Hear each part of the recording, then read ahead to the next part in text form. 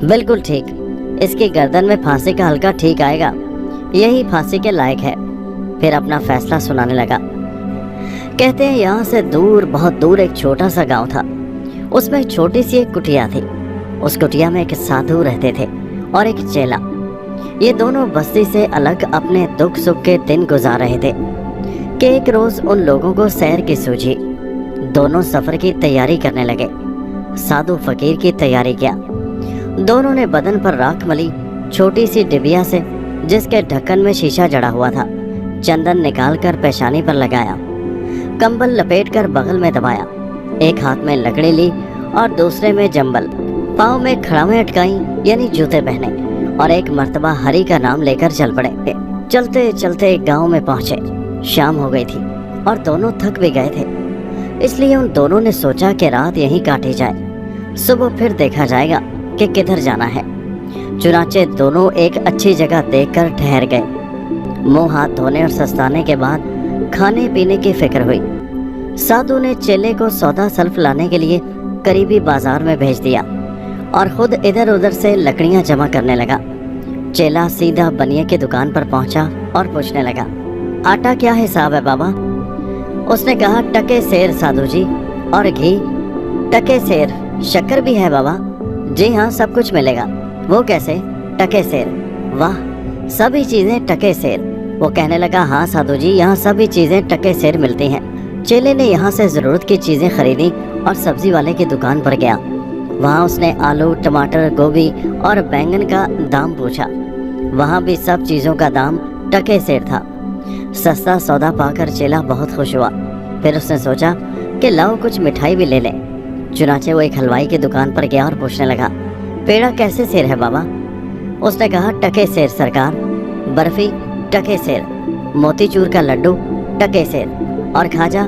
टके सेर। चेला बेहद खुश हुआ कि ये तो बड़ी अच्छी जगह है, यहाँ टके सेर भाजी और टके सेर खाजा मिलता है। ओफो, इस कदर सस्ता सौदा। फिर उसने कुछ मिठाइयाँ खरीदी और सब ले दे अपने ठिकाने पर पहुंचा। साधु ने उसको जो बेहद खुश देखा तो वजह पूछी। उसने सौदा दिखाते हुए कहा, गुरुजी, ये जगह बड़ी अच्छी है, यहाँ सभी सौदे टके सेर मिलते हैं। देखिए ना, मैं आटा, घी, भाजी, खाजा सभी टके सेर लाया हूँ। यहाँ जो हम लोग कुछ रोज रहें तो खाने पीने का बड़ा आराम हो। साधु जी पेशानी पर बल देते हुए और कुछ सोच कर बोले, ना बच्चा, ये जगह ठहरने के काबिल नहीं है। जिस नगरी में टके सेर भाजी और टके सेर खाजा मिले वो अंधेर नगरी है, यहाँ ठहरना काल में पड़ना है। खैर, इस वक्त तो रात बितानी है, सुबह सवेरे ही चल पड़ना चाहिए। ये बातें चेले के दिल में न जमी। वो दिल ही दिल में कुछ और मंसूबे बांधने लगा। फिर दोनों खाना पकाने में लग गए और खा पकाकर सो रहे। सुबह तड़के साधु की आंख खुल गई। उसने चेले को उठाया और चलने के लिए तैयार हो गया, मगर चेले का दिल तो इस बस्ती में बस गया था। वो जाने के लिए तैयार न हुआ। गुरु ने बहुत समझाया, मगर चेले ने सब सुनी अनसुनी कर दी। आखिर हार मानकर गुरु ने कहा, अच्छा बच्चा, जब तू नहीं जाता तो रह, मगर याद रख, ये अंधेर नगरी है, तू यहाँ सुख न पाएगा। आड़े वक्त में हमें याद करना। और वो एक तरफ को चल पड़ा। दिन गुजरे, हफ्ते गुजरे, महीने गुजरे, पूरा एक बरस गुजर गया और दूसरा बरस आया। चेला घी, दूध, मेवा, मिठाई खा खा कर खूब मोटा ताज़ा हो गया। बरसात का मौसम था। एक रात पानी जरा जम के हुआ, ऐसा कि एक शख्स के मकान की दीवार धम से जमीन पर आती रही, जिससे उसके पड़ोसी की एक बकरी दबकर मर गई। पड़ोसी को बकरी के मरने का बहुत अफसोस हुआ। उसने फौरन राजा के दरबार में पहुंचकर दुहाई दी। राजा ने मकान के मालिक को बुलवाया और फैसला सुना दिया कि चूंकि तुम्हारी दीवार के गिरने से तुम्हारे पड़ोसी की बकरी मर गई है, इसलिए तुम्हें खून का बदला फांसी की सजा दी जाती है। मालिक मकान ये सुनकर हाथ जोड़कर खड़ा हो गया और कहने लगा, हुजूर, इसमें मेरी क्या गलती है? असल गलती तो राज मिस्त्री की है। वो ना दीवार कमजोर बनाता ना दीवार गिरती।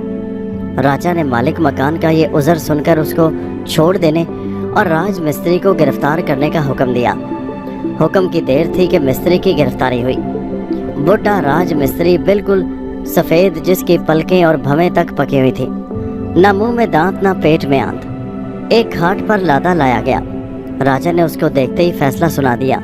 चूंकि कई साल हुए तुमने एक शख्स का मकान बनाया था जिसकी दीवार के गिरने से एक शख्स की बकरी मर गई, इसलिए तुम्हें खून का बदला फांसी की सजा दी जाती है। आखिर तुमने इतनी कमजोर दीवार क्यों बनाई जो इतनी जल्दी गिर गई? मिस्त्री बेचारे में बोलने की ताकत न थी। बड़ी मुश्किल से इतना बोल सका कि हजूर जो सच पूछिए तो इसमें मसाले बनाने वाले की गलती है। उसने ऐसा खराब मसाला दिया कि ईंट को खूब नहीं पकड़ सका। राजा की समझ में ये बात आ गई। उसने फिर खड़े होकर कहा, बूढ़े का कहना बिल्कुल ठीक है, ये रिहा किया जाता है। इसके बदले में मसाला बनाने वाले को हाजिर किया जाए। मसाला बनाने वाला मर चुका था। सिपाहियों ने आकर राजा से कहा, हजूर वो तो मर चुका है। ये सुनते ही राजा कड़क कर बोला, तुम लोग किस कदर बेवकूफ़ हो। एक मसाले वाला मरा है या मेरे राज के सारे चूना सुर्खी बेचने वाले उठ गए?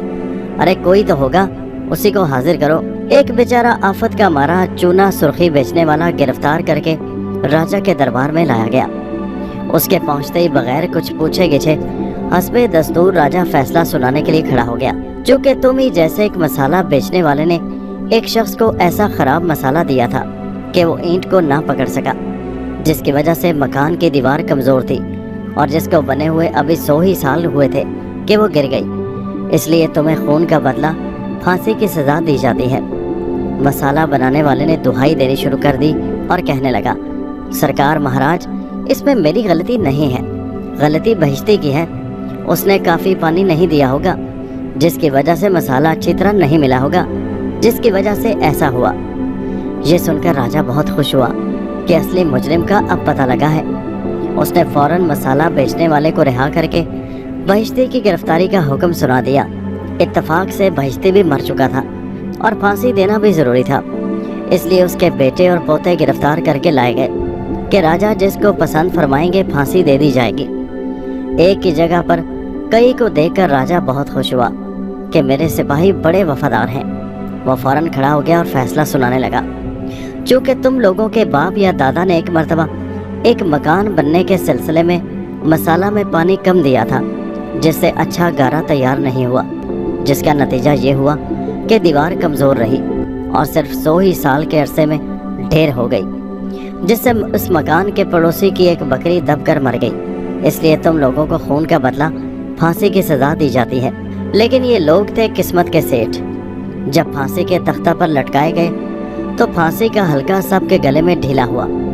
राजा को इस अहम बात की खबर हो गई। वो भी सोच में पड़ गया और आखिर चुपचाप बोला, तुम लोग किस कदर बेवकूफ़ हो, ज़रा समझ से काम नहीं लेते। अरे भाई, इन सब को रिहा किया जाए और ऐसा आदमी तलाश करके लाया जाए जिसकी गर्दन मोटी हो, ताकि फांसी के हल्का में ठीक आ सके। खून हुआ है इसलिए फांसी बहरहाल होकर रहेगी। मोटे आदमी की तलाश शुरू हो गई। उत्तर, दक्कन, पूरब, पश्चिम, हर तरफ राजा के आदमी छूट गए। तलाश से क्या नहीं मिलता। उसी साधु के चेले की शामत आ गई, जो खा खा कर मोटा हो चुका था। उस वक्त यही सबसे ज़्यादा मोटे तगड़े तैयार थे। सिपाहियों ने उन्हें गिरफ्तार किया और खींचते हुए राजा के दरबार में लाए। राजा उसको देखते ही बोल उठा, बिल्कुल ठीक, इसकी गर्दन में फांसी का हल्का ठीक आएगा, यही फांसी के लायक है।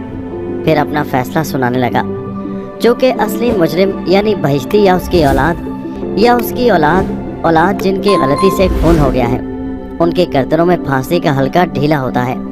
इसलिए मैं तुमको खून का बदला फांसी की सज़ा देता हूँ। ये सुनते ही चेले की जैसे सांस ही रुक गई हो। वो हक्का बक्का रह गया, मुंह खोले हुए कभी आंखें बंद करता कभी खोलता। अब उसे अकल आई और गुरु की बातें एक एक करके याद आने लगी। इधर सिपाही तैयार खड़े थे। राजा का इशारा पाकर उसे फांसी के तख्ता की तरफ ले चले। वहाँ आदमियों का एक जंगल था। इतनी भीड़ थी कि तिल धरने को जगह न थी। चेला फांसी के तख्ते पर लाया गया। फांसी का हल्का उसके गले में पड़ने ही वाला था कि एक तरफ से ठहरो ठहरो का शोर हुआ और भीड़ को चीरता फाड़ता वही साधु वहाँ पहुँचा। आते ही उसने गौर से अपने चेले को देखा और फिर कहने लगा, चढ़ जा बेटा सूली पर, राम भला करेगा। फिर जमीन पर कुछ उल्टे सीधे निशान बनाकर जल्लादों से कहने लगा, तुम लोग इसे छोड़ दो और मुझे लटका दो। चेले ने देखा कि मेरे बचाने के लिए गुरु अपनी जान दे रहे हैं, इसलिए वो बोला, अरे नहीं नहीं गुरुजी, ऐसा नहीं हो सकता, मुझे ही फांसी देने दो। अब गुरु और चेला में खींचातानी शुरू हो गई। गुरु कहने लगे कि मुझे फांसी दो और चेला कहे कि मुझे फांसी दो। जल्लाद और सिपाही बड़े घबराए कि किसको मारे और किसको बचाएं। आखिर कुछ समझ में नहीं आया। तब दौड़े हुए राजा के पास गए। राजा ये सुनकर बोला, अरे तुम लोग किस कदर बेवकूफ़ हो, ये कौन सी ऐसी बड़ी बात है? जब मरने के लिए दोनों ही तैयार हैं तो दोनों को फांसी दे दो। जब सिपाही चलने लगे तो बोला, अच्छा ठहरो, मैं खुद चलता हूँ।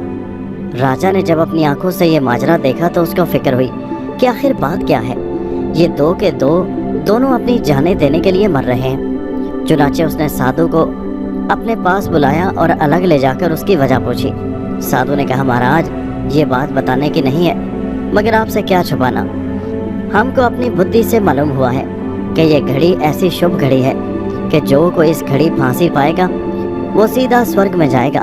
इसीलिए मैं चाहता हूँ कि फांसी पर लटक कर मैं स्वर्ग में पहुँच जाऊँ। ये सुनते ही राजा बोल उठा, हरगिज नहीं, कभी नहीं, ऐसा नहीं हो सकता। और फिर जल्लादों और सिपाहियों से कहने लगा, इन दोनों को धक्के देकर बाहर निकाल दो और इनकी जगह मुझे फांसी पर लटका दो। मेरे सिवा स्वर्ग में कौन जा सकता है? फौरन मुझे फांसी पर लटका दो। राजा का हुक्म सर आंखों पर। किसकी हिम्मत थी कि टालता? और फिर श्री महाराज को फांसी पर लटका दिया गया। उधर गुरु और चेला जान बचाकर दुम दबाकर वहां से भागे।